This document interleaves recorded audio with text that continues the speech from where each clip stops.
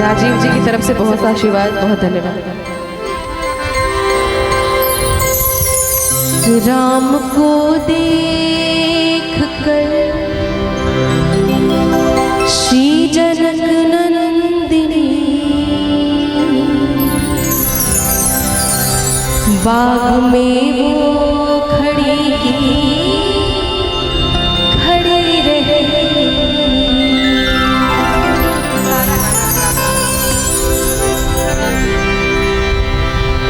राम को देख कर श्री जनक नंदिनी, राम को देख कर श्री जनक नंदिनी बाग में जा खड़ी रह गई। राम देखे सिया माँ सिया राम को, राम देखे सिया माँ सिया राम को, चारों अखियाँ लड़ी रह गई।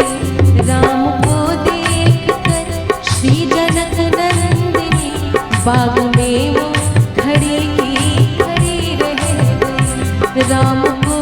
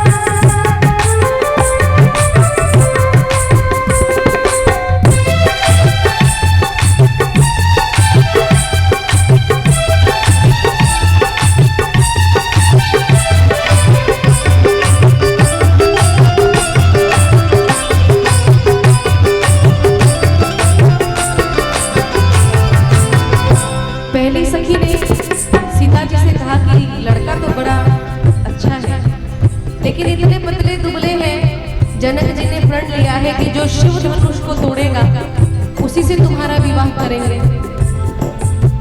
शिव धनुष इतना प्रतापी, इतना भारी, मन में शंका बन गई।